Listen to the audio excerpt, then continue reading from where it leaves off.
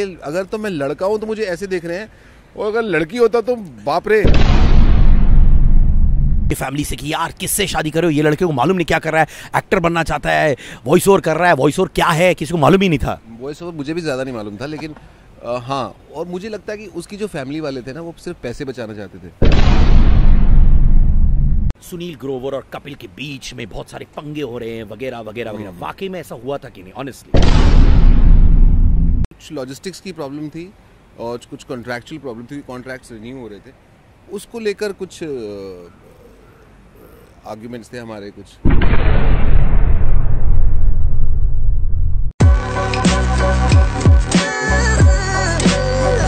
आज इश्क खुल के पर है मेरा एक पुराना दोस्त, जो भी करता है खुल के करता है। जब एक्ट्रेसेस पर लाइन मारता है खुल के मारता है, जब एक्टर्स पर लाइन मारता है खुल के मारता है, और आज भी खुल के बैठा हुआ है क्योंकि आज वो अपने शॉट्स पर स्विमिंग पूल के पास मुझे बैठा के इंटरव्यू करवा रहा है। Sunil Grover. Hello my friend Siddharth Kannan Sid K is right with me. Hello brother, मैं बड़े दिनों बाद हमारी मुलाकात हुई है और हम लोग आज एक पूल साइड पे बैठे हैं। आपको तो दिख भी नहीं रहा होगा, पूल आपके पीछे है, मतलब उधर है जहाँ आप हैं उसके पीछे पूल है, तो वो आपको दिख भी नहीं रहा होगा। जी, और बगल में बिकिनी में एक अच्छी सी आंटी है जो लेटी है, जो आपको नहीं दिखाएंगे। क्यों दिखाएं आपको? आपने ऐसे क्या पुण्य किए जो हम आपको दिखाएं? अच्छा मुझे बताओ, जब तुम ये लेडीज का किरदार निभाते हो तो कभी ये लगता कि यार जो मर्द मेरे अंदर छुपा हुआ है वो बाहर आ जाए, वो बाहर आ जाए, ऐसा होता है क्या? उल्टा होता है भाई, वो तो मेरे मर्द ना बाहर आए, मुझे मर्द को रोकना पड़ता है बहुत बार। ऐसे क्या? हाँ, क्योंकि एक पहले तो मर्द के साथ आप मोस्टली रोमांस कर रहे थे। जब लड़की बना होता हूँ मैं तो एक मर्द के साथ रोमांस कर रहा होता है, उससे बात कर रहा हूँ, तो मेरे को लगता है मेरा मर्द आ गया तो मैं कर ही नहीं पाऊंगा कुछ भी। और अगर लड़की होती है तब भी मैं रोकता हूँ कि मेरा मर्द बाहर नहीं आ जाए। यार पर एक कहानी है कि जब तुम एक वॉइस ओवर कर रहे थे और तुम घर से भागने की सोच रहे थे अपनी मोहतरमा के साथ, उस समय तुम्हारी गर्लफ्रेंड थी और तुमने वो भागने का प्रोग्राम रोक दिया था वो वॉइस ओवर के चक्कर में, वो कहानी बताना भाई। वैसे 3-4 कहानियां हो चुकी है, मैंने तो 1-2 शादियां भी कैंसिल कर दी है। मेरे को जब जॉब आता था तो मेरी शादी की फिक्स मैं शादी कैंसिल करके जॉब कर लेता था, बिकॉज हाँ वो पर्टिकुलर कहानी जो थी, हाँ मैंने वॉइस ओवर के चक्कर में शादी रोक दी थी एक दिन के लिए। वो क्या हुआ? तुम्हारी गर्लफ्रेंड ने उस समय कहा कि मैं तुम्हें छोड़ रही हूँ, बदतमीज, ये सब गाली वाली बकी की नहीं कि भाई पैसे के चक्कर में तुम शादी रोक रहे हो? छोड़ देती तो अच्छा हो जाता, लेकिन छोड़ा नहीं उसने, बोला ही था सिर्फ। लेकिन हाँ उन दिनों मुझे काम से हमेशा बड़ा प्यार रहा है, नॉट मनी। तो मुझे ये था कि मैं काम कर लूँ, काम ऑफर हो रहा है, महीने में 1 जॉब 2 जॉब आती थी, वो भी शादी वाले दिन आ गई। मैंने कहा ठीक है, शादी तो फिर भी कल भी हो जाएगी, जॉब का क्या पता कल आए ना आए। यार पर एक चीज़ है, ये तुमने जो टाका फिट किया अपनी वाइफ के साथ, कैसे हो तुम उसके पीछे पड़े कि वो तुम्हारे पीछे पड़ी, क्या सीन था यार? मुझे लगता है तूने ही डोरे मारे होंगे यार। हाँ, जब किस्मत ऐसी होती है कि जो किसी को टांका फिट होना होता है तो हो ही जाता है, तो किसी के ऊपर कोई पीछे नहीं पड़ता। सर्कमस्टांसेस थे, वो दिन थे, जो होना था तो वो हो गया। पर बहुत माने ऑपोजिशन था क्या उनकी फैमिली से कि यार किससे शादी करो, ये लड़के को मालूम नहीं क्या कर रहा है, एक्टर बनना चाहता है, वॉइस ओवर कर रहा है, वॉइस ओवर क्या है किसी को मालूम ही नहीं था? वॉइस ओवर मुझे भी ज़्यादा नहीं मालूम था, लेकिन हाँ, और मुझे लगता है कि उसकी जो फैमिली वाले थे ना, वो सिर्फ पैसे बचाना चाहते थे, कंजूस थे। कंजूस थे, like you as you said. वो क्या करते थे, शादी के 1 हफ्ते बाद मान गए कि ठीक है लड़का तो बहुत अच्छा है। इसका मतलब मुझे शक हुआ कि शादी के लिए नहीं मान रहे थे, इसका मतलब यही है कि पैसे बचाना चाहते थे सेरेमनी के, और मेरे मम्मी पापा ने लगाए सारे, तो यही कारण था शायद। तो माने तुम्हारे मम्मी पापा ने सब खर्च किए, अभी भी तुम सुनाते हो ये सब अपने फादर इन लॉ को कि नहीं? ये तो वो देख रहे, नहीं ऐसा कुछ नहीं है, आप बड़े अच्छे हैं, अपनी लड़की वापस ना मंगवा ले, वो बहुत अच्छा है, सब अच्छा, आप बड़े अच्छे हैं, आपने पैसे नहीं बचाए। 1 हफ्ते नहीं 1 महीना तो लेते कम से कम मानने में। भाई तुम्हारी करिश्मेटिक पर्सनालिटी ऐसी है यार, तुम्हें देख के ही वो बने बोलेंगे वाह क्या सन इन लॉ मिल रहा है। हाँ, तो शादी के 2 दिन पहले मान जाते ना, 4 दिन पहले मान जाते, जब टेंट बुक करना था, जब वेन्यू बुक करना था, तब नहीं माने वो। यार मुझे याद है कि जब मैं तुम्हारे बेटे के फर्स्ट बर्थडे पर आया था, मैंने सोचा पूरी पार्टी बेटे पर डेडिकेटेड होगी, आंखों में आंसू होंगे और तुम कमबक अपने लिए गाना गाने लगे। वो क्या कहानी है भाई? बेटा बेटे की फर्स्ट बर्थडे पे माने पापा अपने बारे में गाना गा रहा है। हाँ, क्योंकि मेरा बड़ा यकीन है कि वो सब लोग बोलते थे गुड लुकिंग है मोहन, तो मैंने बोला पापा पे लुक्स गए हैं उसके। एक गाना भी बनाया था उन दिनों में, इफ यू रिमेम्बर। सुना देना यार। हाँ, गाना ओरिजिनल था, बिल्कुल ओरिजिनल।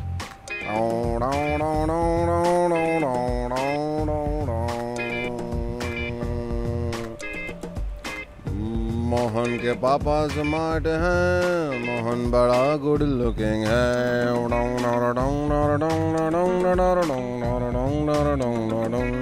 लुक्स गए हैं पापा पे, मोहन के पापा स्मार्ट हैं, मोहन के फीचर शार्प हैं, लुक्स गए हैं पापा पे। तो एग्जैक्ट लिरिक्स याद नहीं है, लेकिन बहुत टाइम हो गया, 4-5 साल हो गए उस बात। माने हम लोग सब कुर्सियों से गिर गए कि यहाँ पे हम लोग सोच रहे थे कि सुनील ग्रोवर द फादर अपने बेटे के लिए गाना गाएगा और वो अपने बारे में गाना गा रहा था। यार कैसा है तू यार।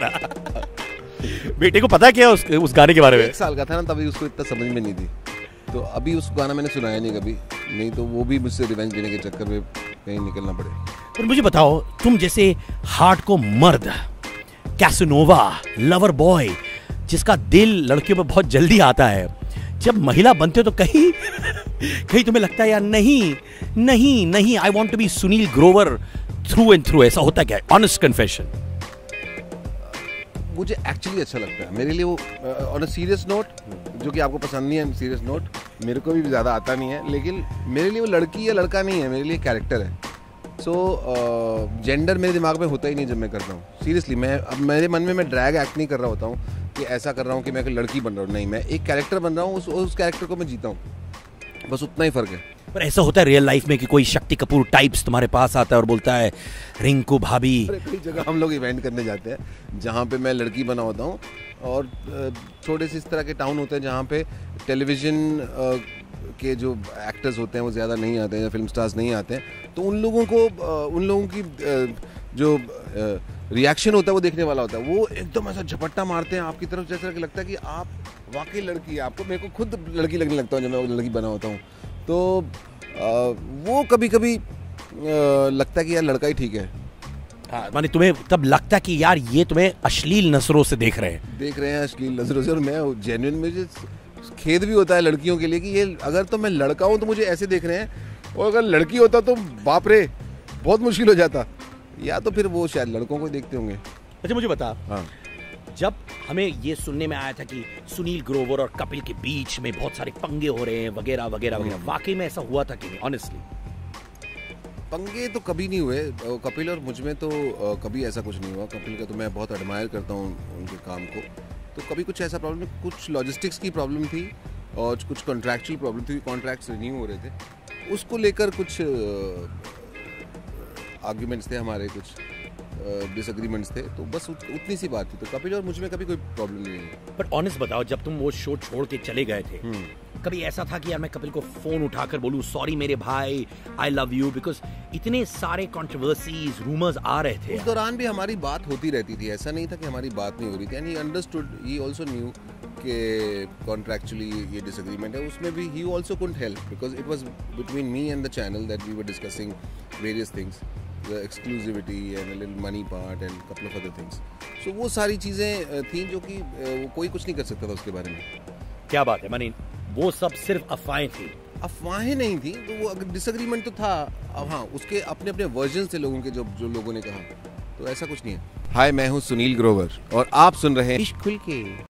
सुनील, एक और जो सुनील ने जो शो शुरू किया था, क्या कहना चाहेंगे? प्रतिद्वंदी शो था, शायद उतना स्तर पर, या आप क्या कहना चाहेंगे शो की अब बंद करने की बात आ रही है? मुझे प्रतिद्वंदी कभी नहीं लगे वो, क्योंकि एक तो हमारा टाइम स्लॉट अलग था सर, उनका 9 बजे आता था और हमारा 10 बजे आता है शो, सो ऐसा कभी नहीं लगा। लेकिन मुझे हमेशा से ही, क्योंकि Sunil Grover is a very good actor, तो जहाँ भी जाएंगे अच्छा ही करेंगे।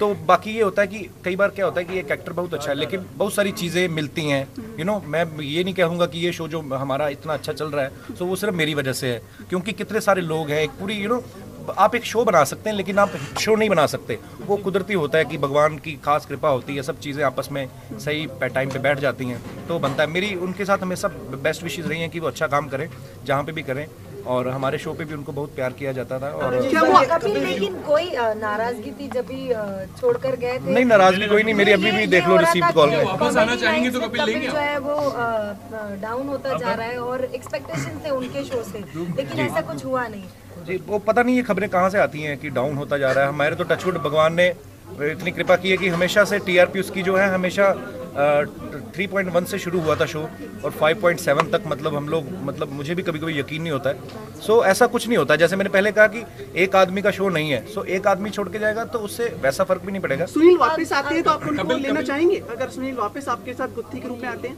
हाँ, अगर आना चाहें तो जरूर आ सकेंगे। मैं तो ये भी नहीं चाहता था कि वो कभी जाएं, और वो उनका अपना डिसीजन था। देखिए सर, हर एक आदमी को हक है अपने के लिए अच्छा करने का। मैंने भी एक शो छोड़ के आया था और मैंने अपना शो प्रोड्यूस किया, तो मैं चारों तरफ से, मतलब मैं श्योर था कि हाँ यार, मुझे ये अच्छा काम करना है। सो अगर मैं कर सकता हूँ तो वो